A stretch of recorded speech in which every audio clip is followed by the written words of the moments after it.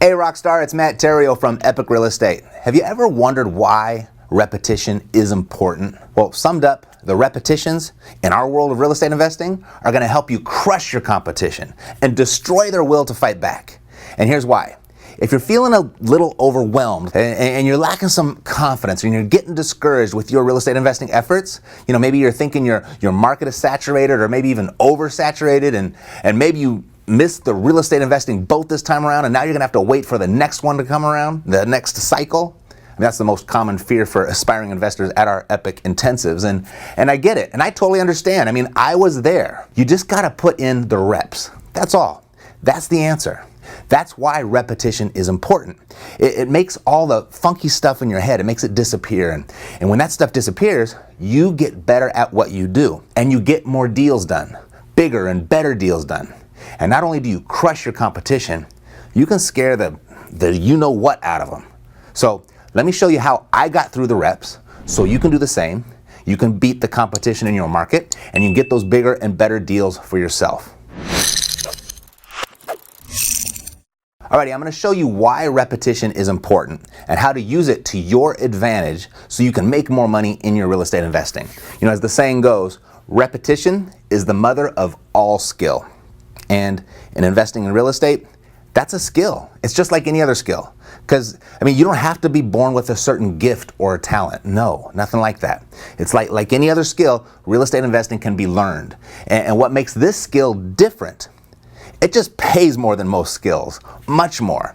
And I've got no doubts that you can learn it too. You know why I'm so confident that you can? Because you've done it before. And you didn't even realize it. Here's what I mean. There's something in life that you're really good at, right? Like maybe you play a musical instrument, or maybe you're an athlete and you excel at a certain sport, or maybe you can juggle 3 tennis balls, or you can do card tricks, or you're an expert at something, or an expert maybe at something as common as simple as tying your shoe, because that's a skill. The main point here is you can become a highly skilled, highly paid real estate investor.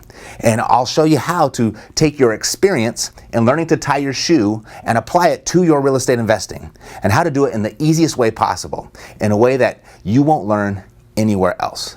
Imagine if you could make money in real estate as easy as you can tie your shoe. What would that be like?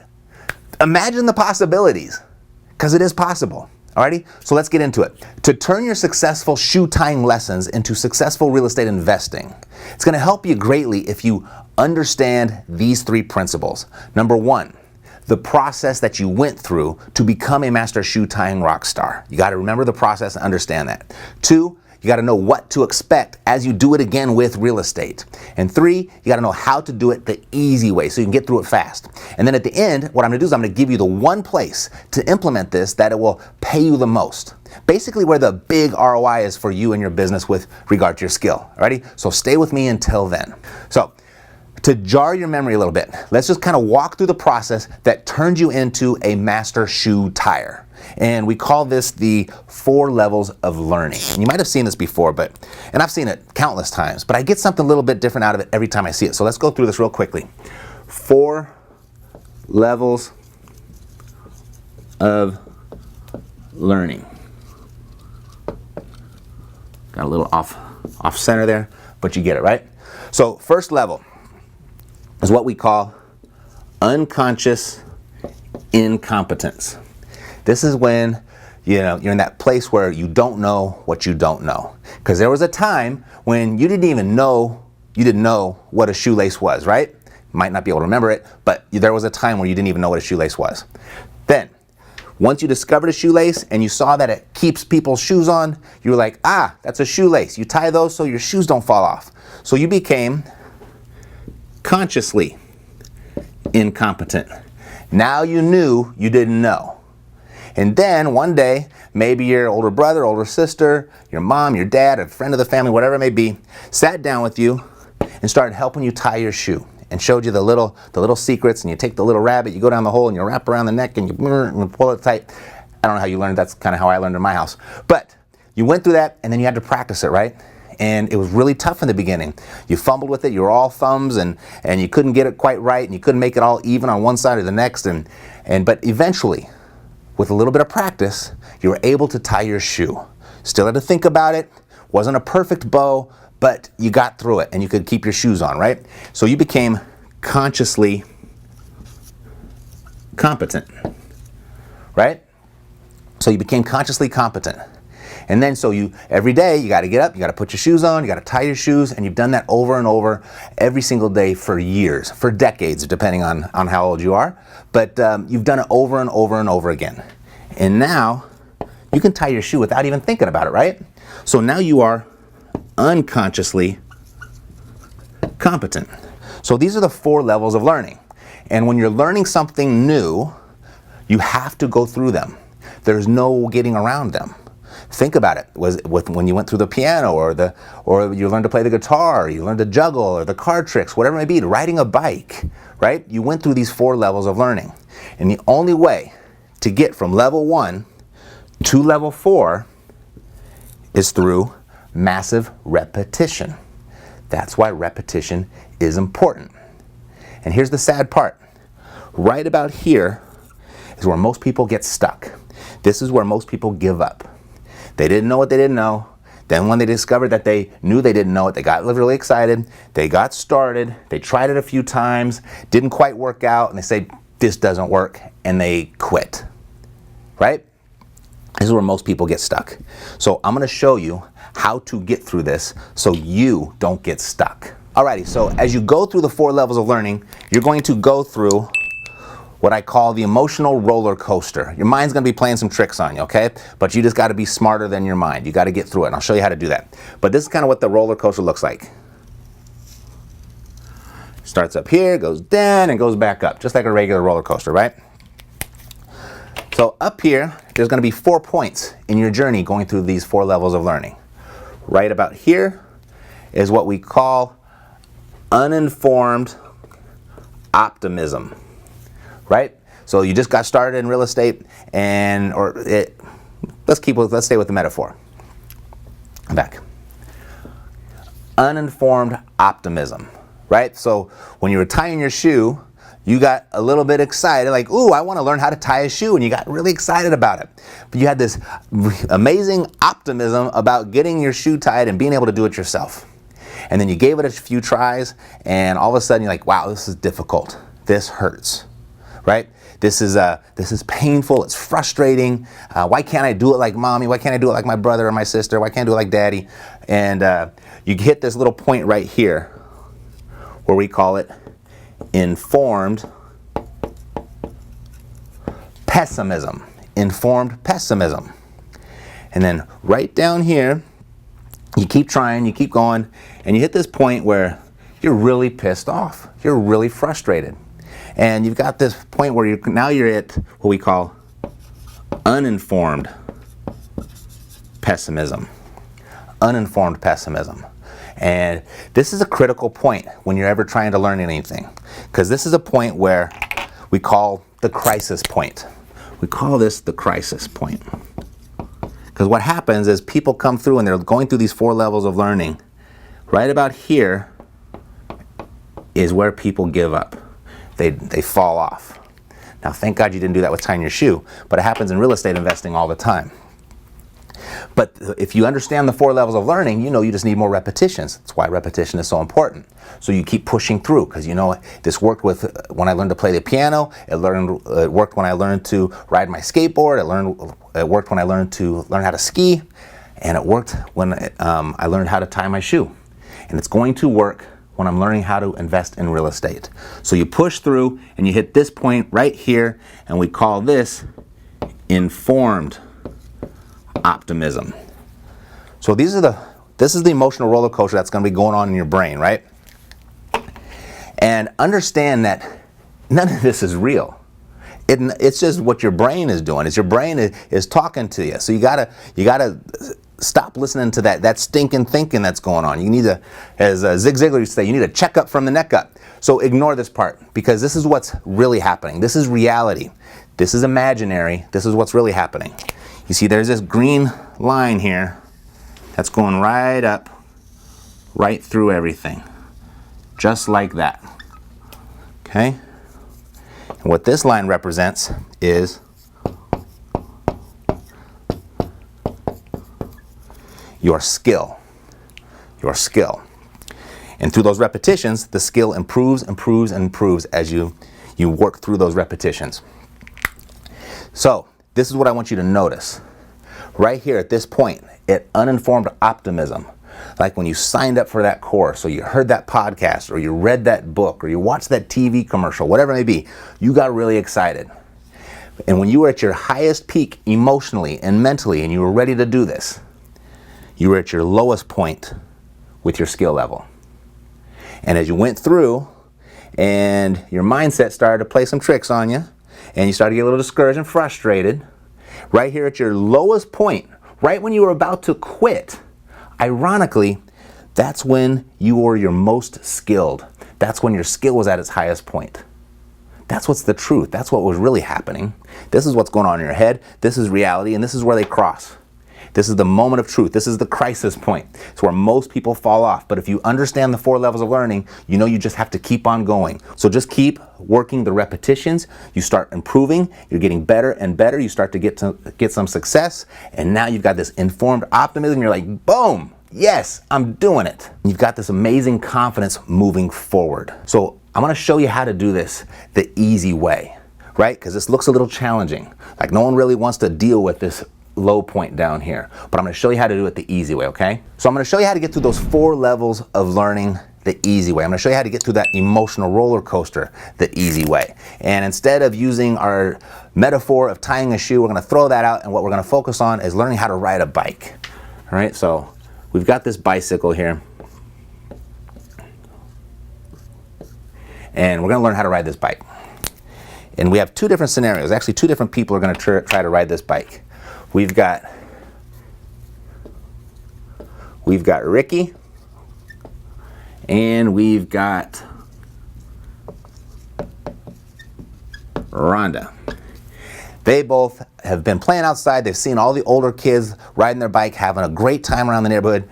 Beautiful sunny day, and they're like, hey, Rhonda, would you like to ride a bike? Ricky, that's a great idea. Let's learn how to ride the bike. So to learn to ride this bike, we're just going to choose an arbitrary number, but they've got to fall down